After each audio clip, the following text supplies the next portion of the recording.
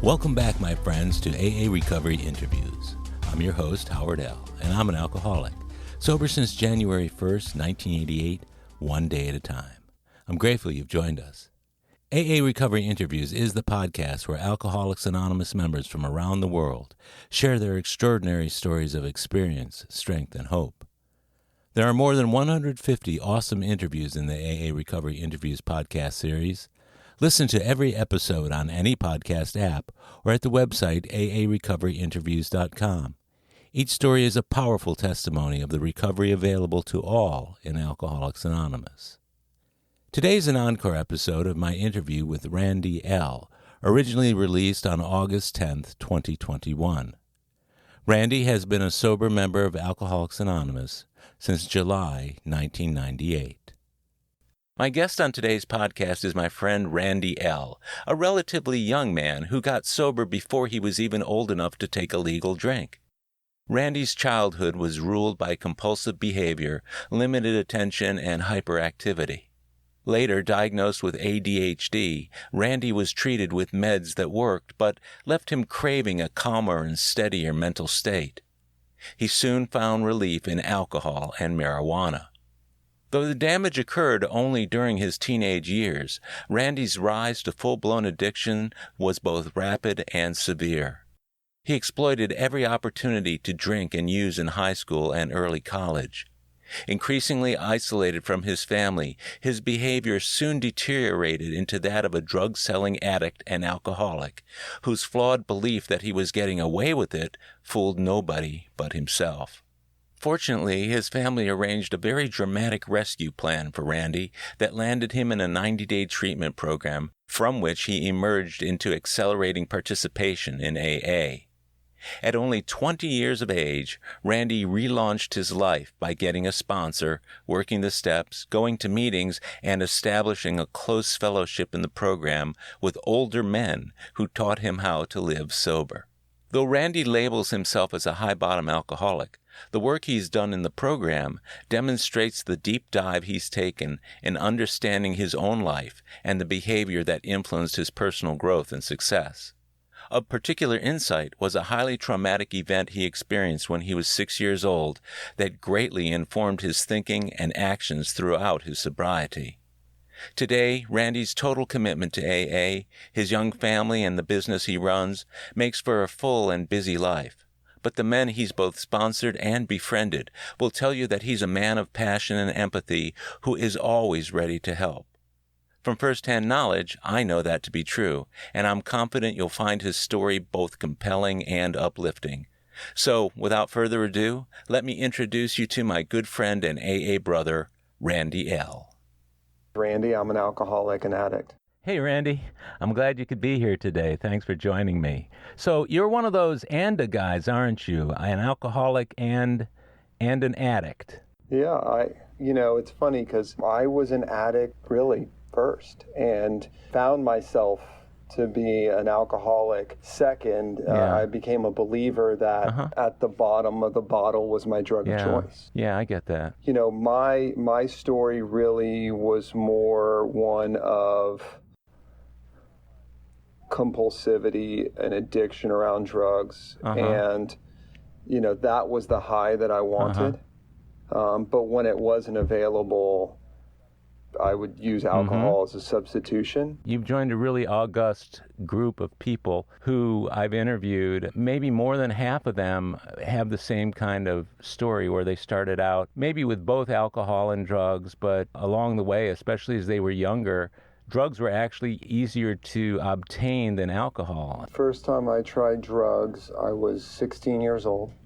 Was at a party. I had moved to Houston and was at a party with a lot of people I didn't know.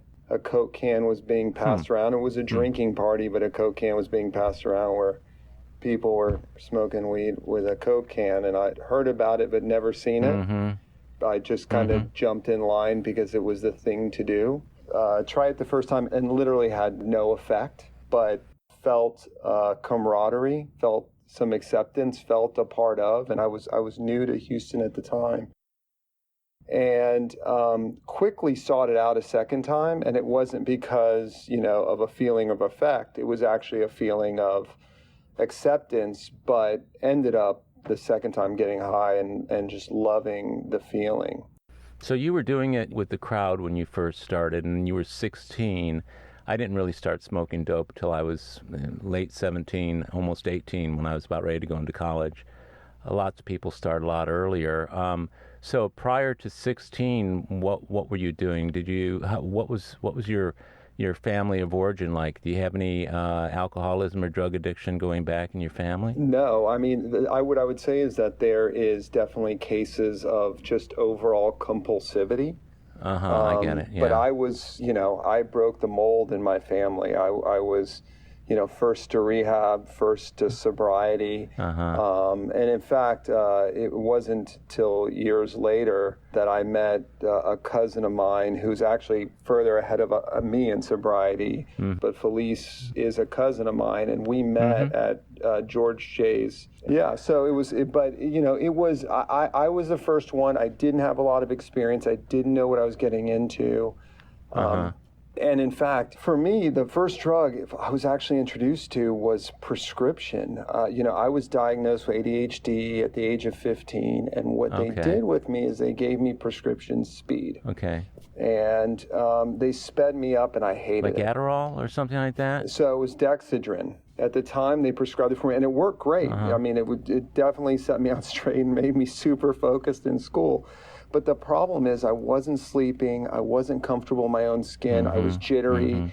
And what happened was when I found weed, I could start regulating myself.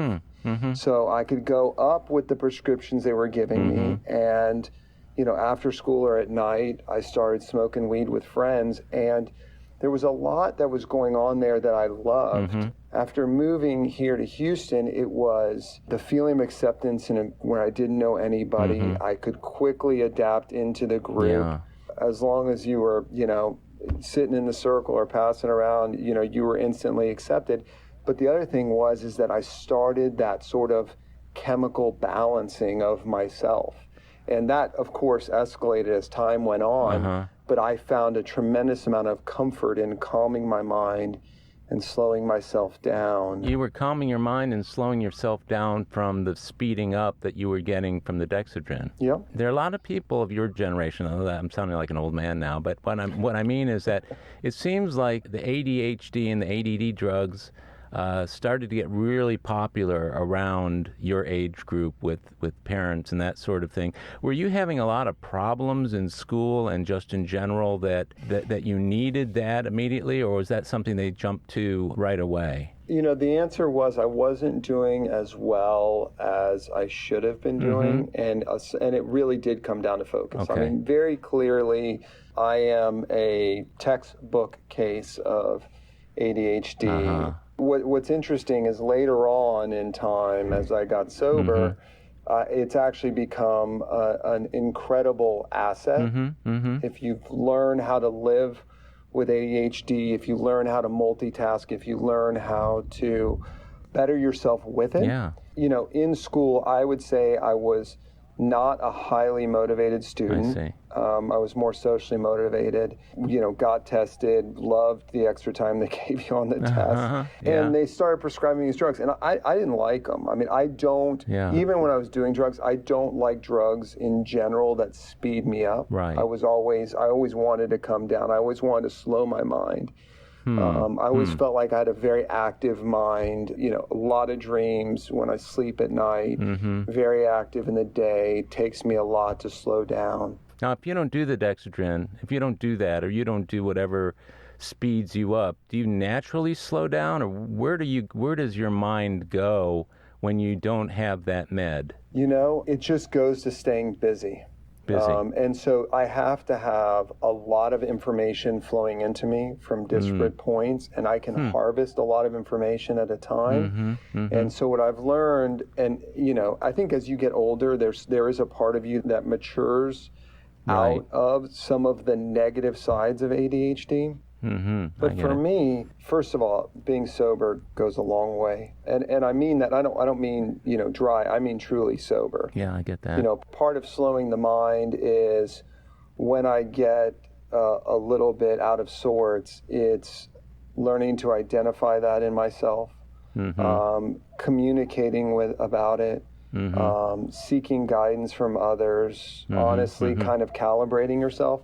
If you're doing those things, then I really feel that somebody with ADD, ADHD is really built to succeed, because you can process, I think, larger amounts of information versus needing to be very linear. But you have to have a good way to function and a lot of support around you in order to do that. And I've had that. I've been really blessed to have a lot of people around me, both in my personal life and my work, that understand me really well. Yeah. And allow me to sort of be the best version of myself. I'm incredibly blessed in that way. That's very cool. So for how many years did you take those meds, or are you still essentially taking the same meds that you were taking back then? No. I have not taken a pill for ADHD since getting sober. So you would have been, what, about? I got sober at 20. So, as I like to say, I've never had a legal drink.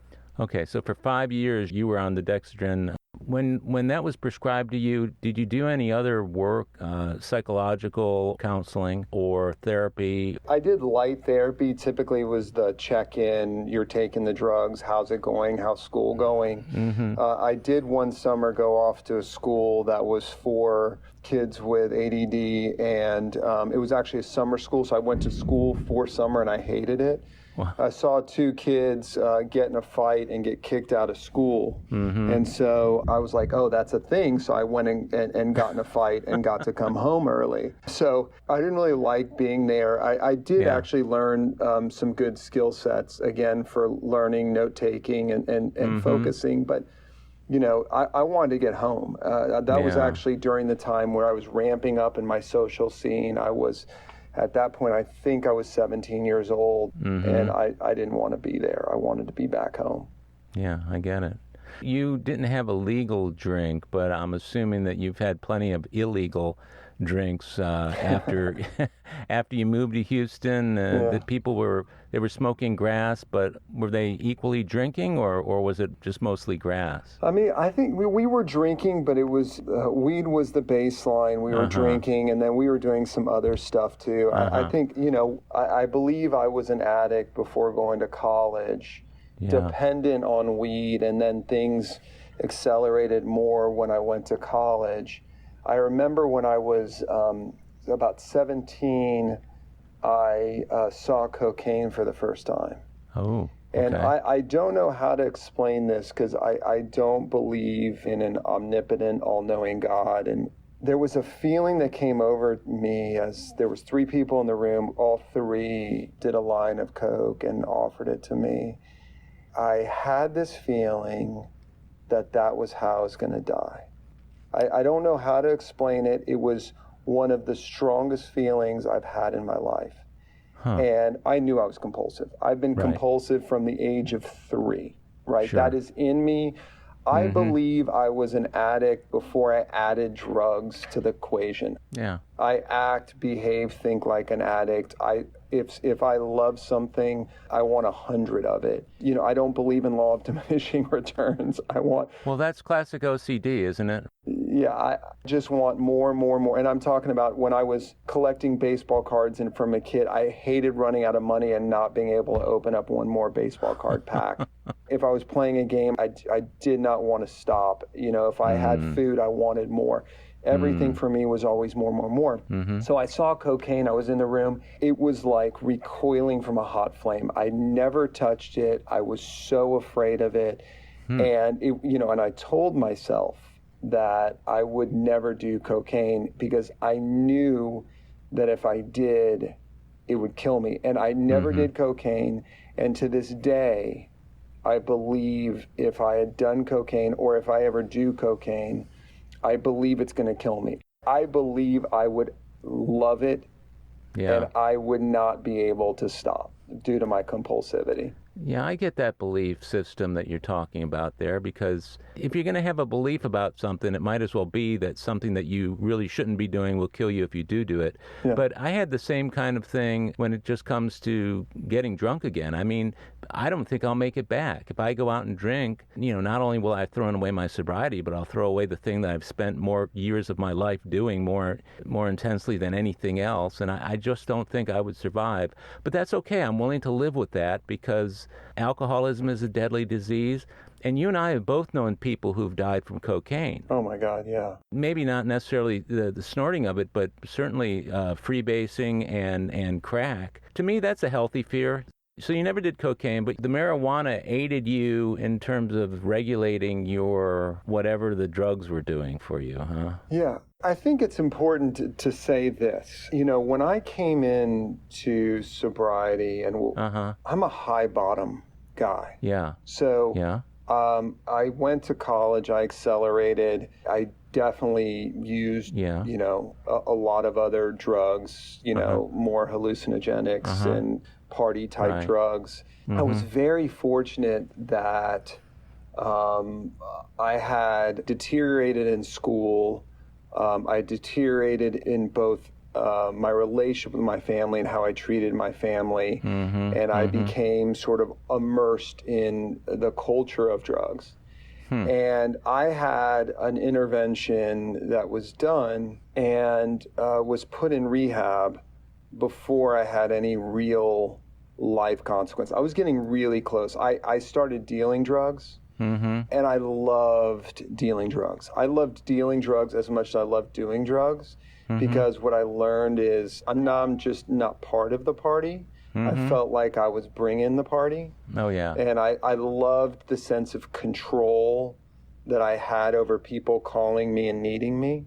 And, again, it was part of that culture. So I was very much participating deep in the culture in a way that I was running headfirst into major consequences, but never really had them.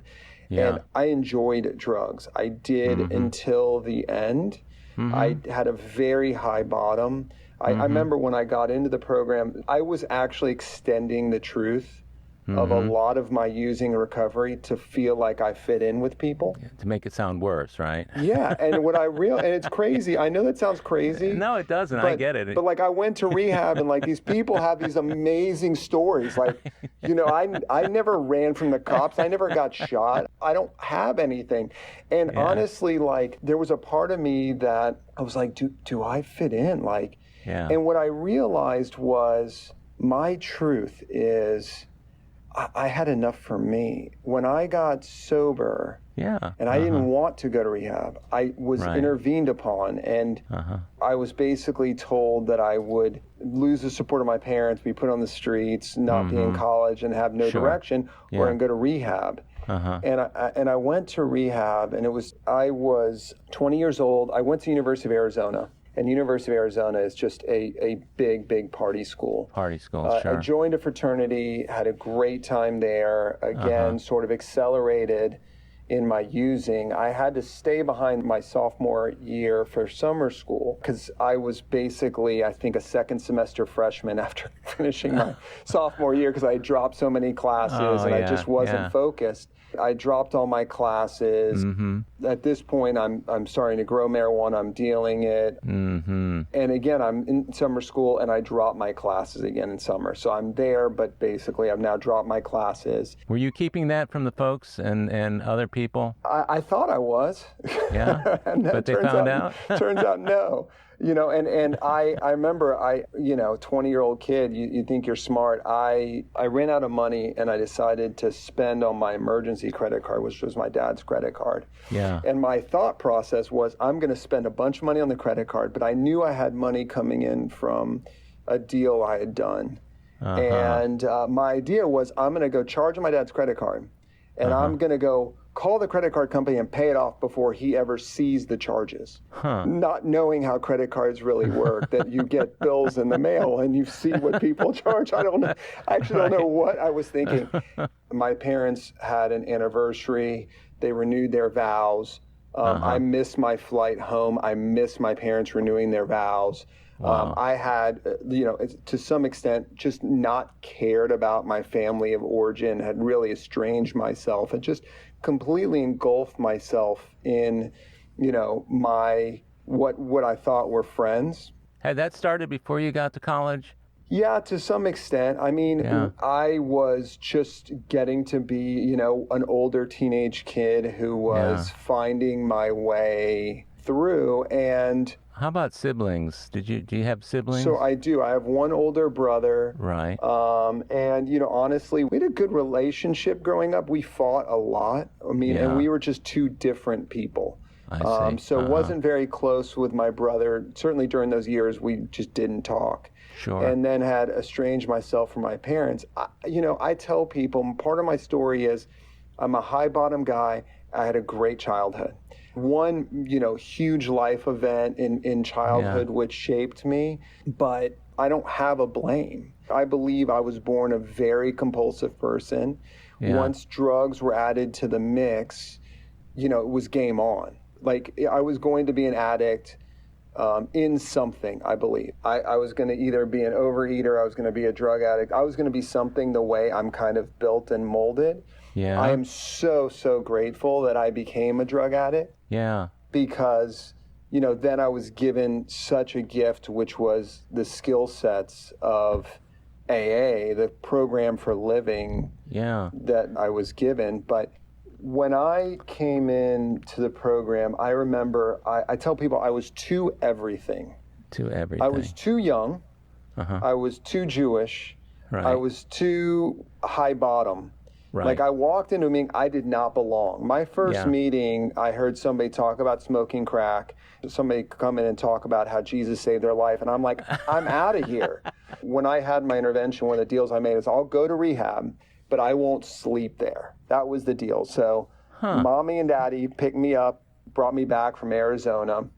And, I drove me to rehab every day and picked me up. And I remember when they picked me up from my first day of rehab, I'd gone to a meeting and I was like, you don't understand, I don't belong. I don't belong here. These guys, people are smoking crack, people are shooting heroin. I'm busting people's anonymity left and right. Wow. They're talking about Jesus like they're going to try to convert me. Like, what'd you do? Where are you putting me? This was July in Arizona. I had driven to Phoenix. Mm-hmm. This was after spending on the credit cards, doing that story. I had driven to Phoenix to basically, pick up drugs and come back to Tucson. Mm-hmm. And we went to Phoenix, we're driving back to Tucson, and I'm with one of my good friends at the time who was like my partner in crime. And I said to him, somebody's following us. And he's like, you're nuts. I was like, no, I think somebody's following us. I remember we pulled off the freeway. We go back to our house. I'm not a paranoid guy. That wasn't part of my thing. And we go back to my apartment. And I walk in my apartment and it looks like stuff's been moved around. I was like, somebody's been here. And he's like, man, what's wrong with you? I was like, no, somebody's been here. And, we sit down, I think we watched TV, smoked a couple bowls, went to bed, wake up the next morning, and this was July 12th, 1998, and my door gets kicked in. Like, my front door gets thrown open, everybody down,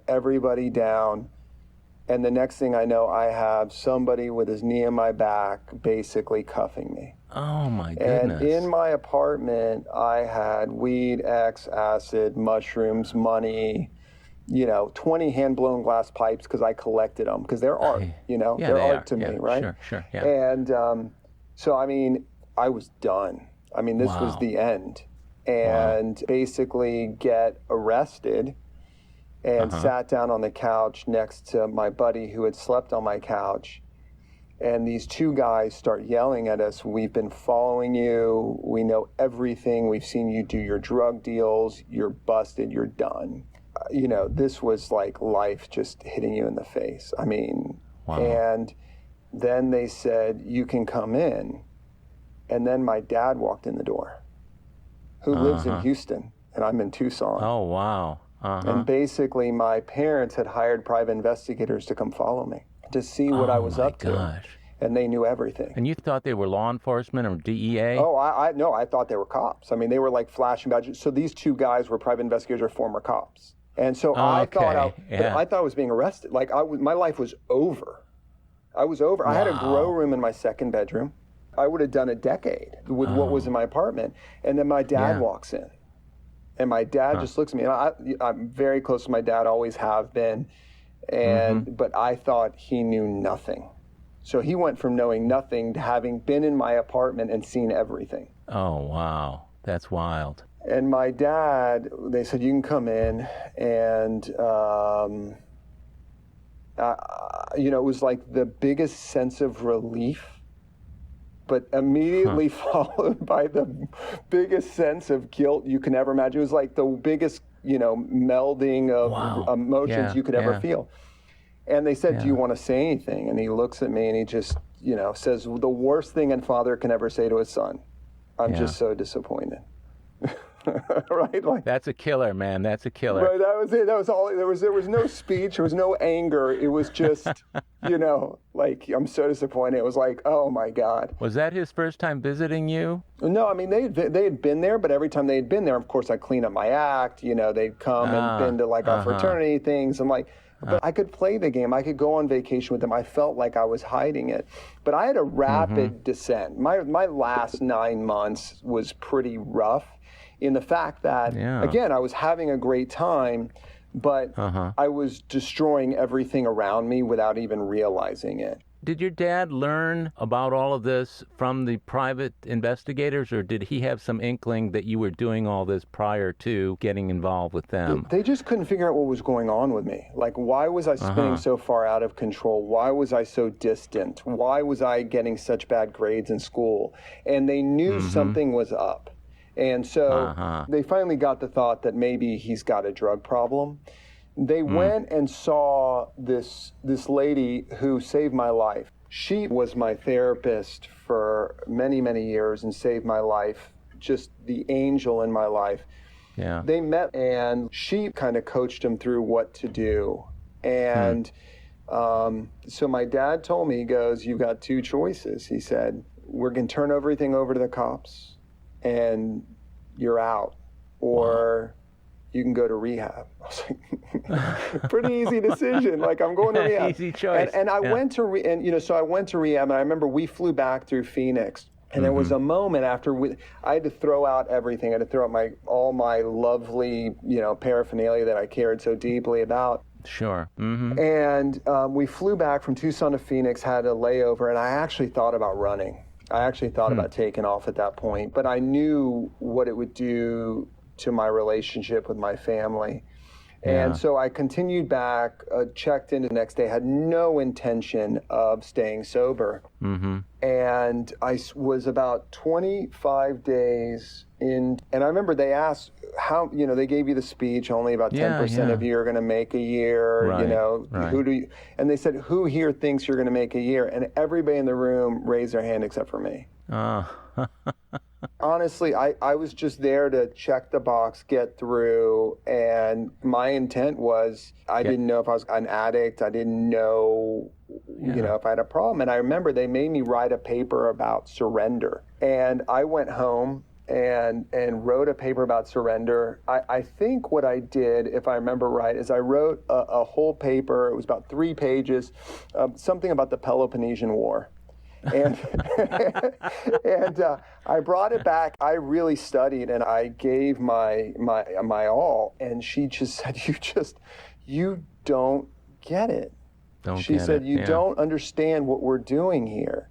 And she proceeded to tell me that I could restart my 30-day program 30 days in. So I spent 60 days in a 30-day treatment program. And it was the best thing that happened to me because it took time for me to distance myself from my using, to see the consequences, not just of what I'd done, right, but where I was going. I always wanted to be successful. I really, really wanted to make an impact in this world. And when I was sitting in rehab, my epiphany really came in a couple of moments. Number one was I was outside of a meeting and an old timer said to me, he goes, have you ever lied to your parents? And I was like, well, yeah. He's like, have you ever cheated or stole from your parents? Yeah. He's like, have you ever hit your parents? I was like, actually, yeah, I slapped my mom one time. I remember that. And he said, what would you do to somebody that did that to your parents? And he said, the thing is that we start acting and behaving in a different way when the drugs take over. And it really did make me sacrifice my morals, my values, my ethics. And, you know, you'd hear people talk about my standards, you know, my actions were actually falling quicker than my standards. And that's what was happening for me. And it took me being in sobriety, in rehab, that was my time to actually sit back and reflect. And my reflection, again, this high bottom moment for me, I was ready to get off of the ride, not because of where it had taken me to, but because I had enough time that I could clearly see where I was going. And I was 20 years old. I'd gone nowhere in college. I had an identity crisis essentially there. It was very clear that I was going nowhere. So I made a deep commitment at that point to get to a year of sobriety. They told me we can always refund your misery, and you know. And I made that commitment, got a sponsor, decided I was going to work the steps, and decided I was going to throw myself into it because I just had nothing to lose at that point. And I realized that the path I was on just wasn't one that I was proud of. That was my epiphany. That was really my moment in just saying, I'm going to give it a shot and seeing myself differently. You were there for a total of 60 days. At what point did you have this light bulb moment? It was probably around day 35.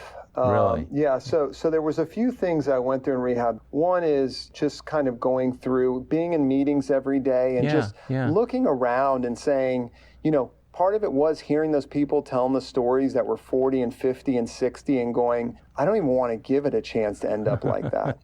And I remember I actually stayed in treatment for a total of 90 days. I did an IOP afterwards. And I remember I was finishing my IOP.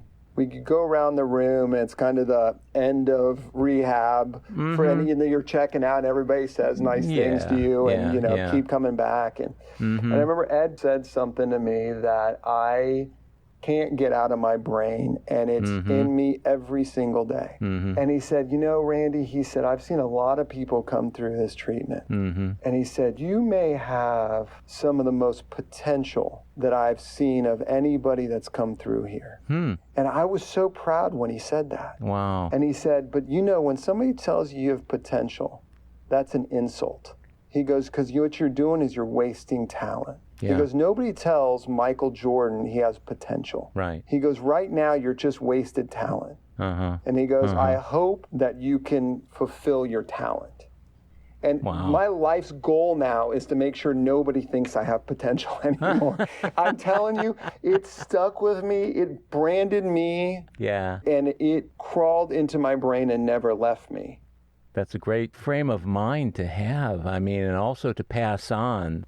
I've heard that before. I have a sponsor who said very similar things to me early on. One of the things he said was, and I've said this in other interviews, he said, be careful of telling people what you're going to do or your intentions or what, in this case, your potential, because you can get enough satisfaction from their response to that you never actually have to engage in what it is you've got the potential for or your intentions to do. You know, his whole thing was do it and let people see it, and then you don't have to talk about it. Sounds like that's what you got from Ed. I did. And you know, I grew up in a small South Texas town. I grew up in McAllen, Texas. Sure. So I was born there, and my best friend from birth, his brother was my brother's best friend. My brother was older, and he was my best friend. And our parents were best friends, and we were essentially raised together.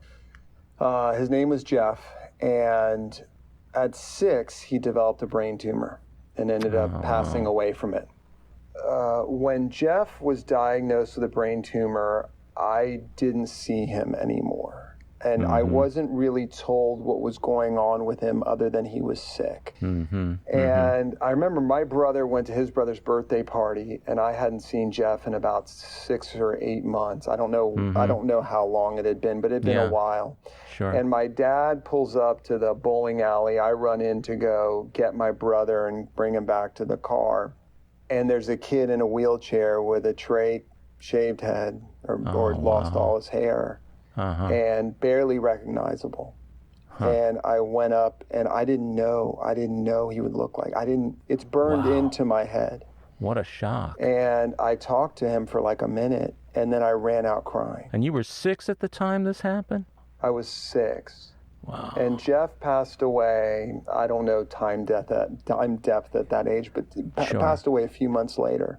Right. I didn't go to the funeral. I wasn't allowed to. I was told he passed, and that was it. That was the end of the conversation. Yeah. Nobody ever really talked about it. And there was a few things that happened. This is predating using, but I think has a lot to do with my wanting to numb. Yeah. And that the reason that statement by Ed about potential hurt me so much. I remembered not trusting God. Yeah. I remembered feeling like at 8, 9, 10 years old, sitting there at night going to sleep going, where is he? What's happening? What's happening to his soul? And then by the time I reached my teenage years, when something good happened, I had guilt because he never had the opportunity. And when I screwed something up, I felt terrible because I was screwing up an opportunity he never had. I lived in this crazy sort of, binary box where if something was great, I couldn't accept it. And if something was bad, it was worse because I had failed. So when Ed says something to me like, you have potential, but you're a waste of talent, what I feel is I'm wasting an opportunity that he didn't even get. Wow. And part of me getting sober, part of me working my 5th step for the first time was digging into that feeling of loss. My work was letting him go. Yeah. And not having that hang over me and not feeling like I had to live my life for him. Now, to this day, in a lot of my life, I don't have a relationship with his parents. His mother I saw years later, and she had trouble seeing me because it's the sort of pacing of where he would be. Yeah. But I try to live every day honoring him and honoring the life that he lived and the influence that he had on me. But I've been able to let go of some of that release and guilt of having opportunities that others don't. But I don't forget. I really deeply want to give back in this life in his honor. And so that's something that's a big, big part of me. We'll be right back.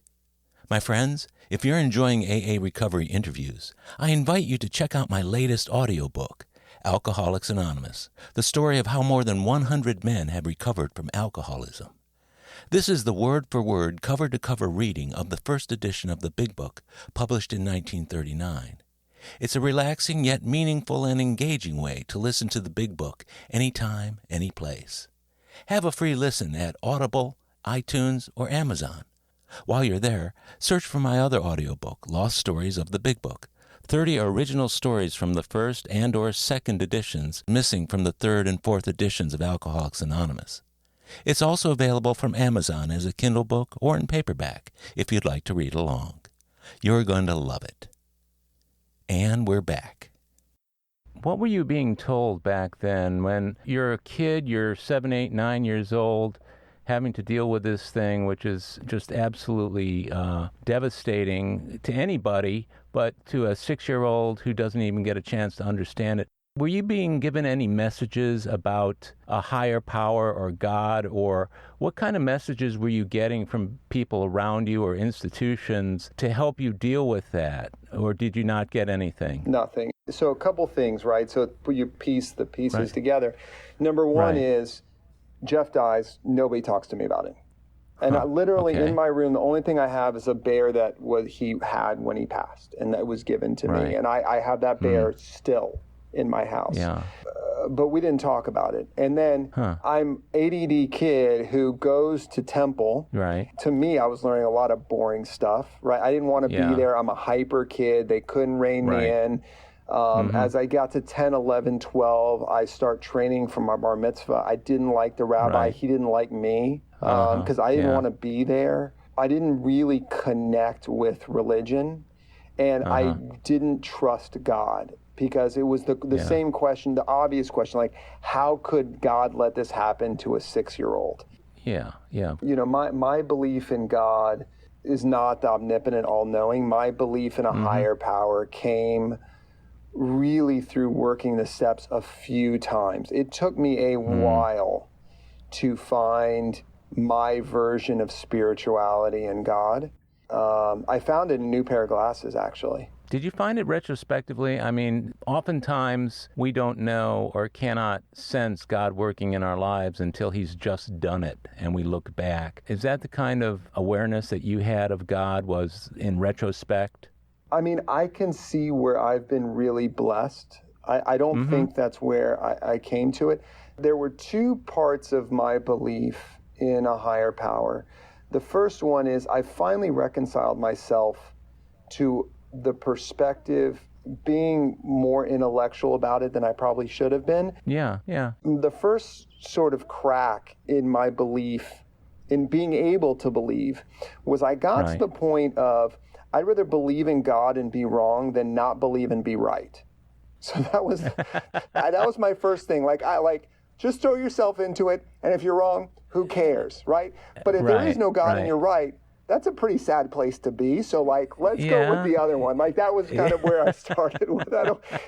So that's no lose right there. That's a no lose situation. Right. So that allowed me to sort of embark on, the idea. Okay, there's so many people out there that believe, so many priests, clergy, rabbis out there. How can they all be wrong? And I started piecing all that together. But then where I found my God, and I just mentioned it, which was a new pair of glasses, was where, Chuck C. talks about ego.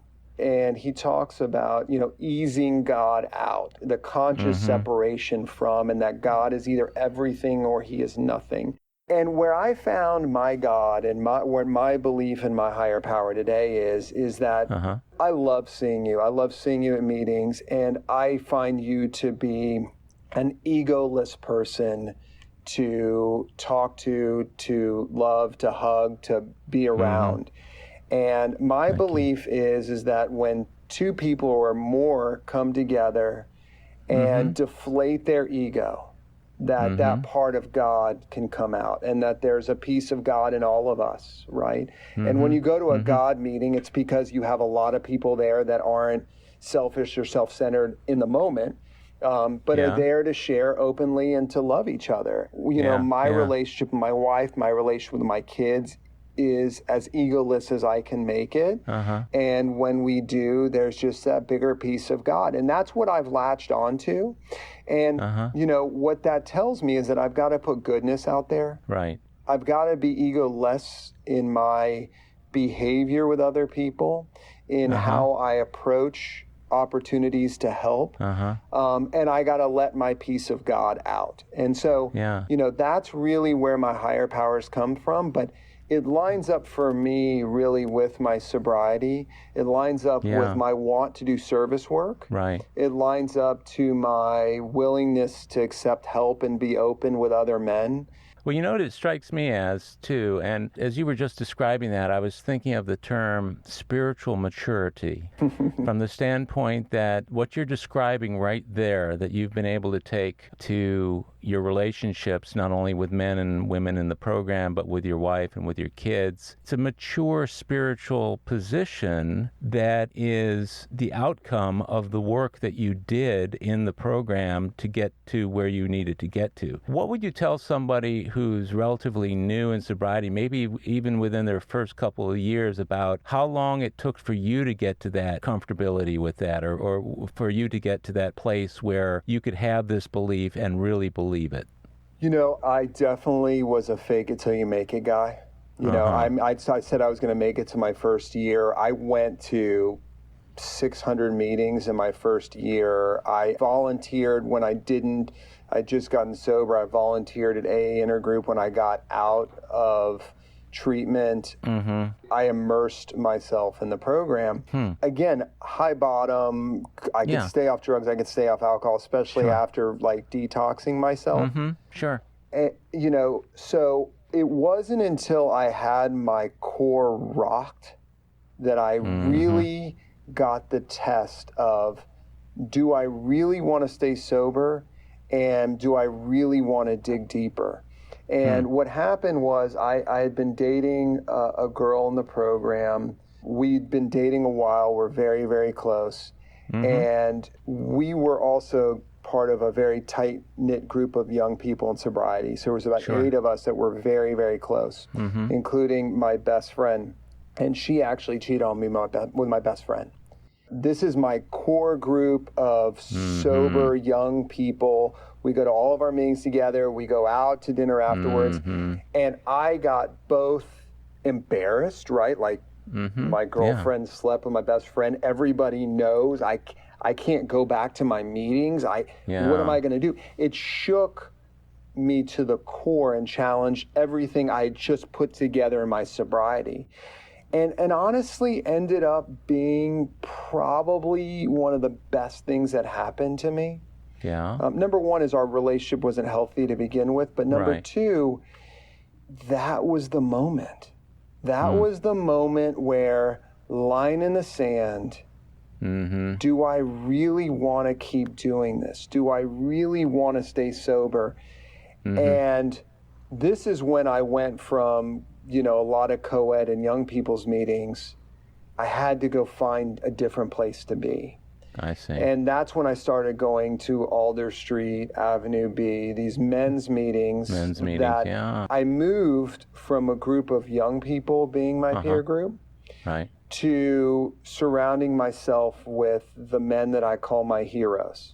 And so I transitioned my meetings. I went to these meetings where there was just unbelievable people like George J. and Dan D., Pat C., Todd R., like all these guys, who, I would listen to these guys, and they were amazing husbands and fathers and businessmen. And it was this transition in my life. That was my maturity moment. This was I've got to grow up. I've got to move out. And at that point, I remember vividly thinking, I was almost like starting over. I couldn't go to the same meetings. I couldn't be around the same people. Well, how old were you when this happened? I was 22. Okay, so you'd been in the program for 2 years. 18 months. Been in the program for 18 months, hanging with the young people, having that situation happen to you that rocked your world there. That left you relatively weakened in your resolve to stay sober, or did you have any place to go with that feeling that you had after that situation? The guy, my best friend, we actually shared the same sponsor. So I couldn't even run to my sponsor. Right? So it was like I was on an island. But I surprised myself. I had every excuse to relapse. I had every excuse to run, put it behind me, and I didn't want to. I had enough blessings to that point in the program. I had immersed myself enough that by this time I had started my first company. At 21 years old, had enrolled back in school, had put my life back together, and was proud of the person that I was becoming. And I wasn't willing to give that up. And I liked who I was sober. I believe that a lot of people, or most people I've talked to as they get sober, they have that line in the sand moment where it's literally, it's the fork in the road. And that was my fork in the road. But that fork in the road was so important to me because it tested my resolve and taught me what was really important to me. And I didn't know that. Was that a spiritual turning point for you as well? What I would say is yes. It was a massive ego deflating moment. Yeah, I get it. And that ego deflation allowed me to be teachable. That it allowed me to seek help. It allowed me to be vulnerable. And I had to go get a new sponsor. So I went to my therapist and I was like, this is what happened. I need to get a new sponsor. I need to go do this. And she said, I've got the perfect person for you. And she introduces me to David, who was my second sponsor. Now he's since passed away, who was a gay man and who took me to meetings and was completely different than anybody I'd ever been close to. And it was amazing because my first sponsor, Ron Kay, amazing guy, takes a ton of people through the steps, follows it by the book, love the guy to death and forever grateful for him. Right. This was somebody who was a deeply emotional member of AA, which I was not. I get it. And I remember David telling me, he said, every answer from you is from your mind. Right. He says, you need to start answering from your heart. And David broke the steps down in a different way for me, which were emotional, spiritual, and deep in a different way. And he really challenged me and called me on my BS and challenged me deeply. And he said, Randy, everything you see is black or white, black or white, black or white. He goes, I'm going to teach you about gray. Part of it was learning how to, I think he taught me a lot about how to love. I think he taught me a lot about how to be vulnerable. He taught me a lot about how to heal, and was the perfect person for me. And couldn't have been more different than me. I remember I felt very uncomfortable going to an AA meeting that was all gay and lesbian. And I'm like, I don't belong here. And he said, you do belong here because you're just a member of AA. And the more time I spent there, the more I loved it. But it was like I was afraid of what you don't know. And David was just, such an incredible, loving, supporting man and loved me and taught me how to be a man differently. Yeah, so he opened up a spiritual dimension that had been closed off. 100%. I was highly transactional as a person, and he opened up my heart. So how long did he sponsor you for before he passed away? So David sponsored me for about 5 years and then ended up moving away. He moved away and died 4 or 5 years later. Did you get yourself another sponsor at the time? I did, and I went through sort of like a little bit of time where I had a bridge where I didn't have a sponsor. Yeah, I get it. And then I remember I asked Scott B to be my sponsor, and I met with Scott B one time. I don't even know if he'll remember this, and I sat down with him, and Scott B is a deep step work guy, just deep in the program. He's an onion peeler. Oh, yeah. And I sat down with Scott, and he gave me my step one work, which was probably more work than all the work I'd done in the program to date.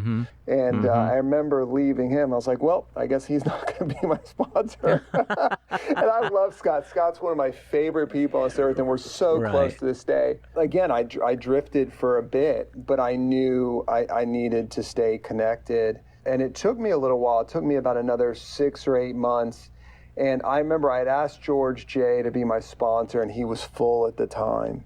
And I don't remember what it was, but I had another tough moment, and it was time to really get into the steps again.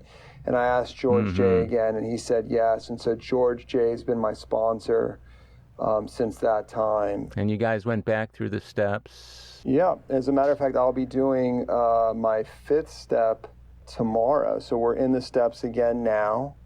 And I've got a 5th step to do tomorrow. And I'll tell you, what's interesting about that is, you know, 23 years sober now, going through the steps, life is very, very full. And just, you know, I've had just incredible blessings in my life.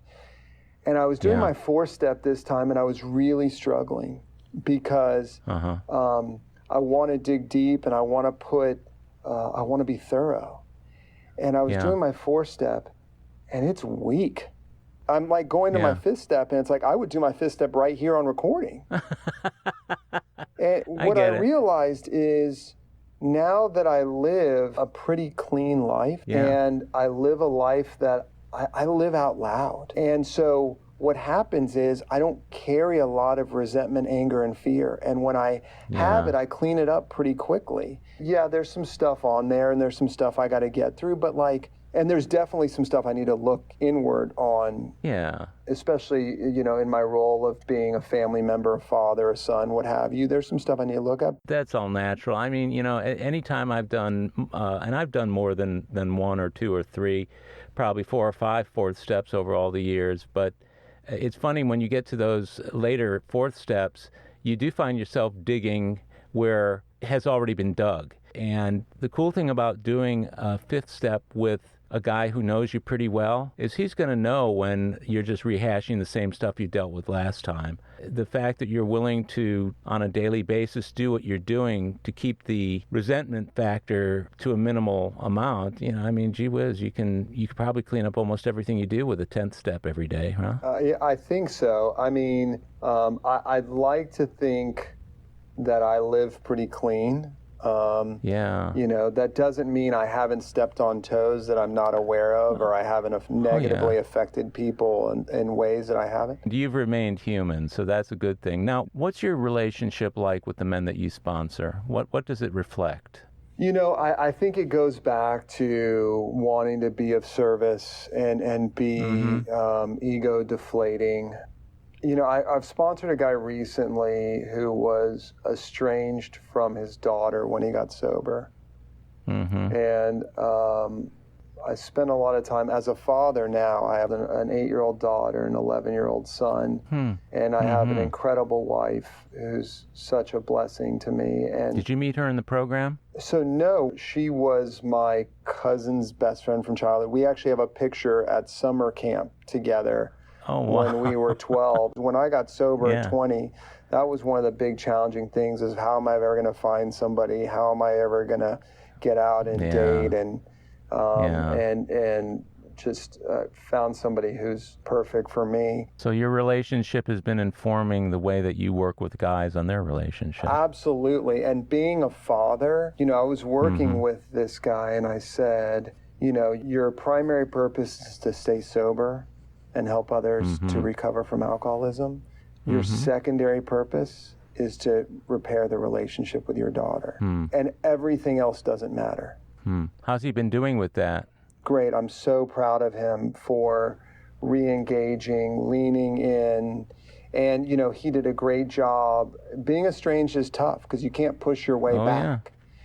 And his job there was he was rock steady and reliable and kind of let his daughter and his daughter's mother come to him, seeing that he's reliable and accountable. And it's just been a beautiful thing to watch. And so, you know, my relationship with the guys I work with, I tend to take myself too seriously. I have a very, very busy work schedule, life schedule. I wish I had more time with people in recovery. What I've realized about myself is, in some ways, and I think this is because of my experience with David, I think I'm a better second sponsor than first sponsor. And so I don't know what that says about me. And maybe, you know, like I have guys that come in, and the guys who are like on the edge and just new and just drying out. I don't find that. Maybe it's, you know, I see guys that they sponsor so many guys, and I honor that so much, and I want to be there. It's just I don't think that I connect as well, and I'm as good of a guide as I am against men who have been through the steps once. And I'm helping them find a program for living. And I'm helping them rework the steps on people, places, and things. And I love taking people to the steps actually in a new pair of glasses. It's just a little bit different. And I think part of it is the availability. It's hard for me to be on call at all times. Oh, yeah, yeah. And it's also part of your maturing as a man, as a husband, as a father.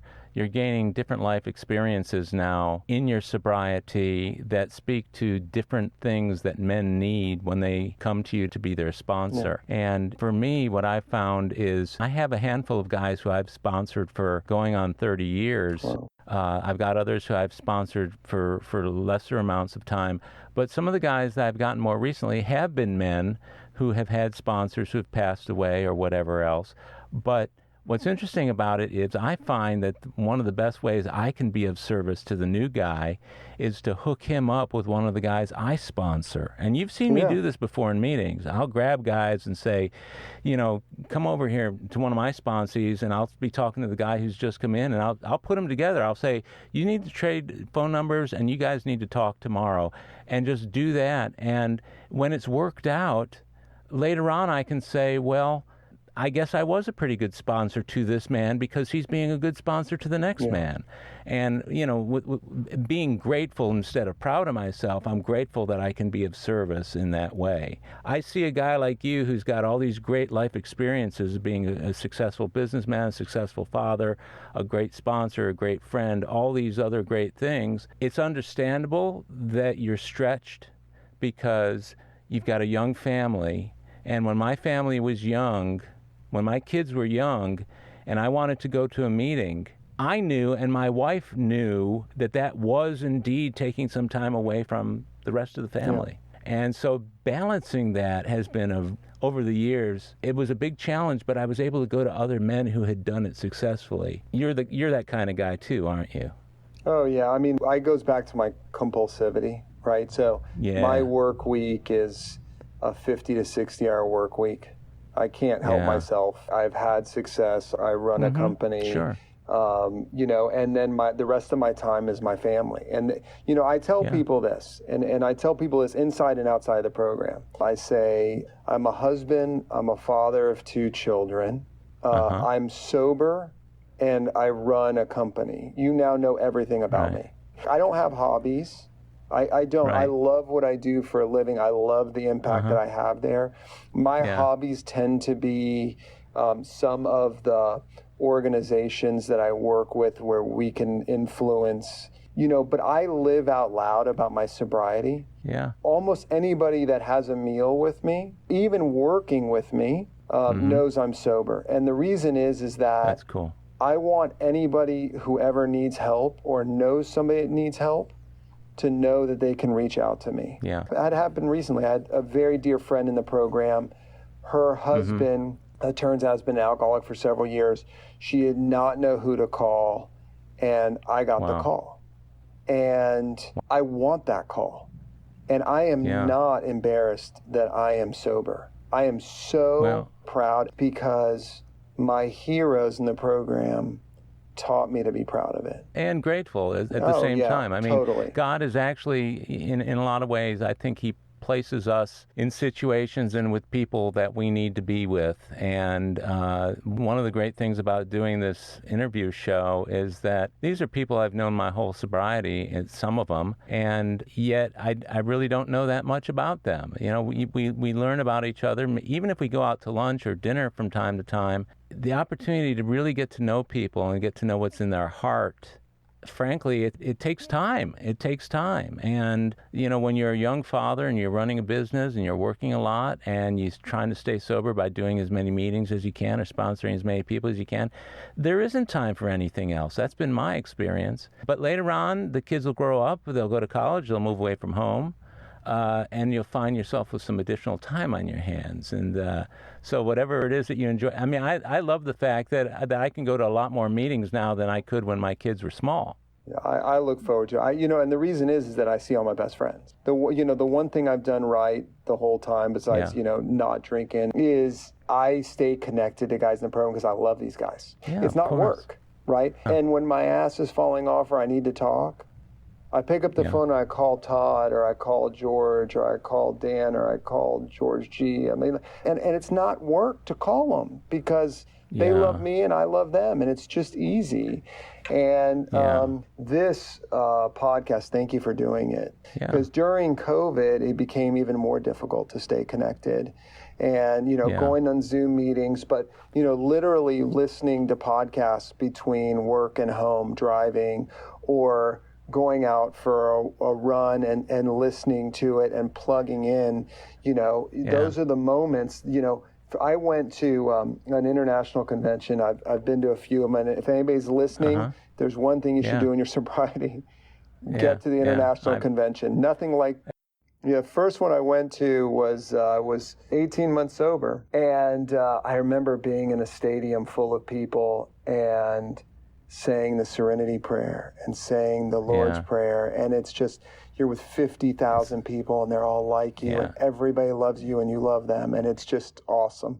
And to walk around the city and just be greeting people in the streets, you see that little tag around their neck, and you know that they're a brother or a sister. Well, that's one of the things I like about Zoom now, is that I can participate internationally, whereas when I've gone to the conventions, it's always neat to meet people from other parts of the world. Sounds to me like you've got an extraordinary life right now, and to hear you speak about these other people, what's cool about the podcast is that when you're listening to people you know. Yeah. And so you can listen from a different perspective, a perspective of knowing what's in their heart and hearing them express it in a really grateful way. And to me, your story is really inspiring, and it's still evolving. I mean, you've been sober 23 years now. You're still a relatively young man, and with 2 kids, the interesting thing is the time frame here is interesting, because you've got 2 kids who it's not going to be long before they're of that age. Yes, I hope that they stay away from drugs and alcohol. Just recently, and this is something I'll be processing with my sponsor, I need to start thinking about how to message to my kids, about me being sober. They've never known, obviously they're 8 and 11, I've been sober 23 years. At what point do you start sharing with them that, your dad had a problem and I'm sober now and I'm grateful to be sober? And I don't know how to do that. I don't know how to have that conversation, but I know who to have that conversation with that can tell me how to do that. I'm 43, and everything I go through, it's like I have a cheat code for life. And that cheat code is when I don't know what to do, it's either in the books or in the steps. And when I still don't know what to do, I pick up the phone and I can call people who tell me how to do. I have this incredible network, this incredible program around me that had I not gotten sober, I would have never been able to be a successful husband or father or businessman. I tell people I spent some of my most formative years, the time that you're really shaping your social function, I spent arresting my social function with drugs. My natural tendency is still, in a lot of ways, to think like an addict. And it's taken a lot of time and energy and work, and it's taken a lot of guidance to shape me into a vulnerable, sober, hopefully lower ego man. Yeah. And it's all because of the gifts of the program. Because left to my own tendencies, I'm an addict. The wiring is still in place. For me, I have to acknowledge the fact that left to my own devices, left to a period of time where I skip meetings, and when I stop returning calls or stop praying or stop being of service, that hard wiring will carry me right back to behavior, and it'll be worse because it will have come at the expense of an otherwise good program. Whereas, when we're first sober, what do we got to compare it to? How life was before we got sober? But when I see guys slip, one of the first things I ask them is, what was true about your sobriety that stopped being true? What was there that you were doing or not doing that was helping you stay sober that you changed to the point that you drank? And so it's beautiful to keep that humility that you're talking about. And I see you as a humble man, and I'm glad to see you on a regular basis now.